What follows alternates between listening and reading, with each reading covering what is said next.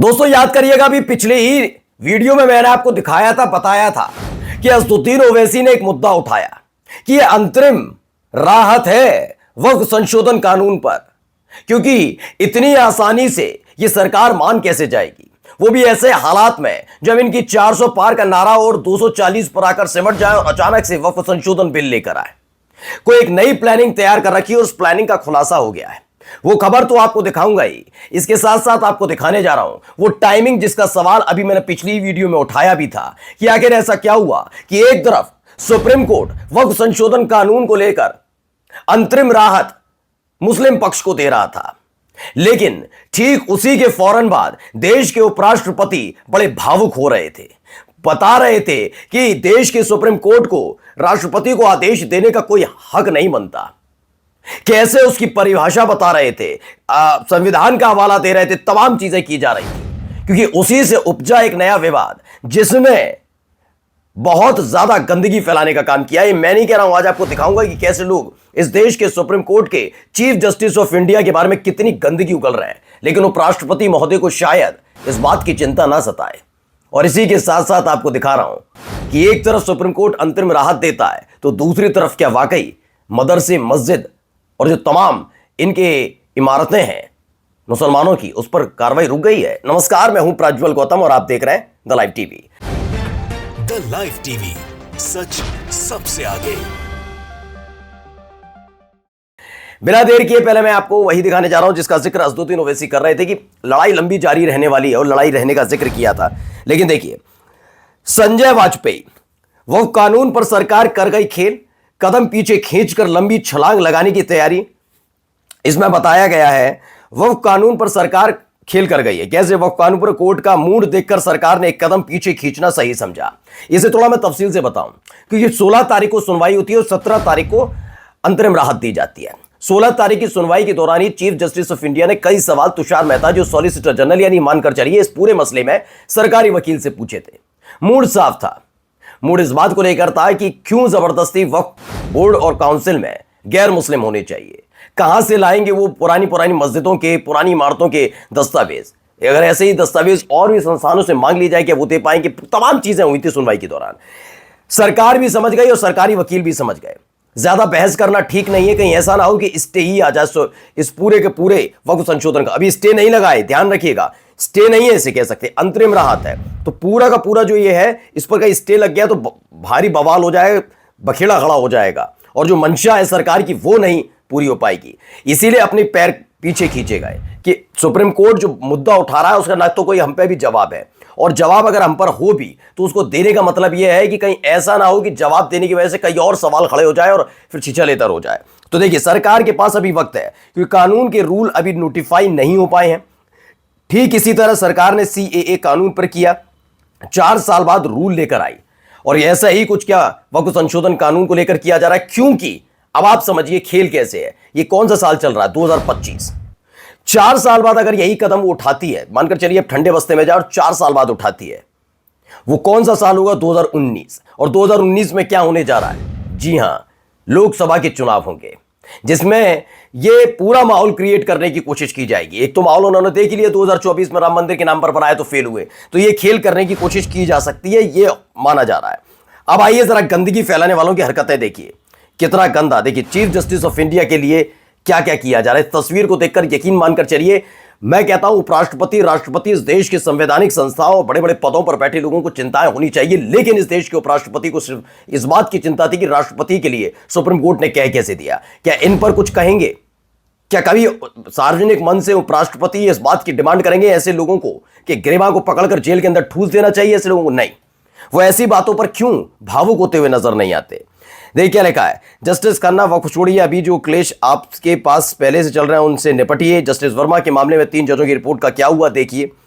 आपके 2 जजों ने राष्ट्रपति पर हुक्म चलाते हुए संविधान में संशोधन कर दिया, और आपने 1 हफ्ते में भी जजों की संपत्ति सुप्रीम कोर्ट की वेबसाइट पर नहीं डाली। अब देखते हैं आगे क्या क्या हिंदुओं के साथ होने वाला है। जानने के लिए अभी फॉलो करें, ये कोई जानकारी देता है।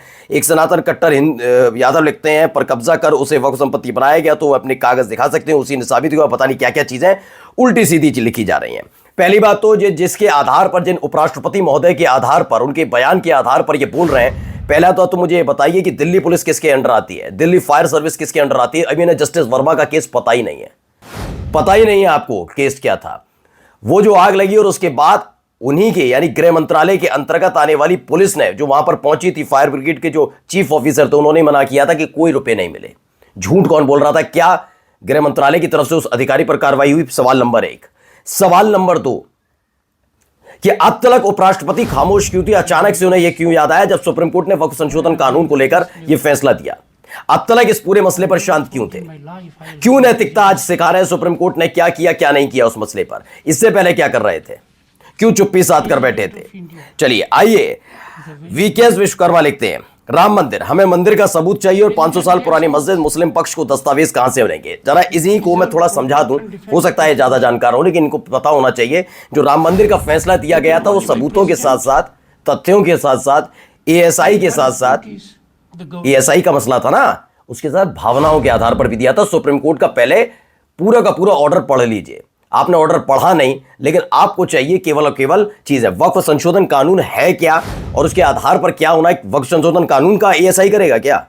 कैसी गजब बात करते हो। मैंने कहा ना, इनसे कोई मतलब नहीं है, इन्हें विवाद खड़ा करना है ना, मालूम ही नहीं है भी कौन कौन से कानून है, वर्शिप एक्ट नहीं मालूम, कुछ नहीं मालूम, बस ज्ञान देना है और गंदगी फैलानी है। अब देखिए, मोहम्मद जुबैर ने क्या सुप्रीम कोर्ट को पाकिस्तानी वाला साइन बना दिया ऊपर।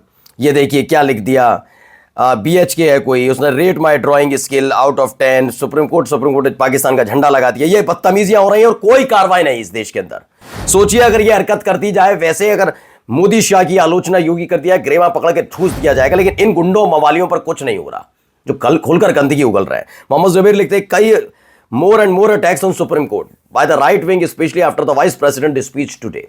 जैसे ही उपराष्ट्रपति ने बोला है उसके बाद से देखिए देश के सर्वोच्च न्यायालय के बारे में कितनी गंदगी उगली जा रही है, लेकिन फर्क नहीं पड़ता। अब उपराष्ट्रपति को संविधान की चिंता नहीं है, क्या कर रही है जनता उसकी चिंता नहीं है, किसी चीज की चिंता नहीं। उन्होंने कहा जो बोला मैं देखो कितने चिंता में रहते हैं, केवल अपनी चिंता है। कोई मिमिक्री कर दे तो जाटों का अपमान हो जाता है, किसानों का अपमान हो जाता है। वहां किसानों जाटों के साथ जो कुछ हो रहा होता है तो चुपचाप बैठे रहते हैं, तब इन्हें दिक्कत नहीं होती।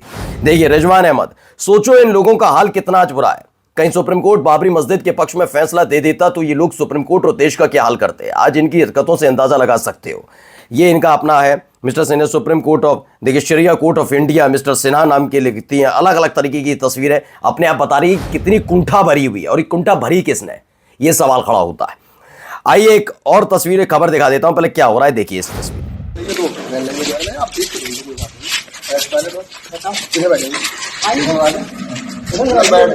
अरे पानी पिलो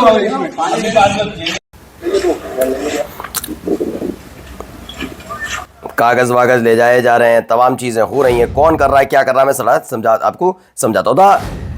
मुस्लिम स्पेस है, मुस्लिम स्पेस की ये खबर है जिसमें उन्होंने क्या बताया देखिए। इसमें लिखा है संभल यूपी वक्फ बिल के बाद पहला वक्फ भूमि विवाद। जनेटा दरगाह की भूमि सरकार के निशाने पर। चंदौसी क्षेत्र के गांव जनेटा दरगाह पर वक्फ कानून के बाद प्रशासनिक कार्रवाई की गई। जनेटा शरीफ दरगाह की नापतोल करने पहुंची लेखपाल की टीम। खाली जमीन के निजी इस्तेमाल का आरोप है। पिछले 7 सालों से नहीं हुई मुतलवई की तैनाती। दरगाह कमेटी ने तहसील प्रशासन को अपने दस्तावेज सौंप दिए हैं। यह खबर निकलकर सामने आई है। चलिए अगली खबर देखिए, यहां क्या हो रहा है। यहां पर भी तमाशे चल रहे हैं। क्या तमाशे हैं जरा पहले उसे देखिए। ये खबर निकलकर सामने आई, हल्द्वानी से खबर है। इस समय हम राजपुरा के जवाहर कॉलोनी में मौजूद है और आपको कल से हम कवरेज दिखा रहे हैं। हल्द्वानी का है, बता रहे हैं क्या क्या किया है इन्होंने। एच हैरिस लिखते हैं, बंदूक से गोली इतनी तेजी से नहीं निकलती जितनी तेजी से सरकार वक्फ बिल पास करने के बाद मस्जिद मदरसों पर हमला कर रही है हर दिन, क्योंकि कोर्ट कभी भी इनके खिलाफ फैसला सुना सकता है। 16 अप्रैल को, ये 16 अप्रैल की थी जिस दिन सुनवाई हुई थी। हल्द्वानी में 21 मदरसों पर सील लगा दी। मंशा साफ है, लाखों मस्जिद मदरसों को खत्म कर दिया जाए। और इसी चिंता के साथ ही सारी कार्रवाई, एक एक चीज आप सोचते हैं ना सुप्रीम कोर्ट कुछ नहीं देख रहा, उपराष्ट्रपति महोदय को लगता है कुछ नहीं हो रहा। उनको अभी मालूम ही नहीं है कि क्या चीजें देखकर इसका पूरा फॉर्मूला है। मैं ये नहीं कह रहा कि सुप्रीम कोर्ट की तरफ से कोई फैसला सुना दिया गया तो उसकी आलोचना नहीं होनी चाहिए, सबको लोकतंत्र में अधिकार है, लेकिन उसकी भी एक सीमा होती है। अगर आपकी मिमिक्री करती जाए तो आपको बहुत दिक्कत होती है उपराष्ट्रपति महोदय। सोचिए, इस देश के चीफ जस्टिस ऑफ इंडिया के लिए क्या क्या कहा जा रहा है, इस देश की सुप्रीम कोर्ट के लिए क्या कहा जा रहा है। अब आपको किसी चीज का अपमान नजर नहीं आता। मुझे लगता है कि इस पर भी कम से कम उनको बोलना चाहिए था। The wire Hindi, Madhya Pradesh police ने भाजपा नेता और गुना के पार्षद ओम प्रकाश पर स्थानीय मस्जिद के सामने जुलूस निकालने, भड़काऊ नारे लगाने और पथराव के आरोप में मामला दर्ज किया है। 12 अप्रैल को जुलूस ने मदीना मस्जिद के पास कथित तौर पर सार्वजनिक व्यवस्था को बाधित किया था। अब बताइए, उसके बावजूद यह हाल है। अब आइए एक और दिखा देता हूं आपको तस्वीर। हर जगह इन्हें दिक्कत हो रही है, क्या है?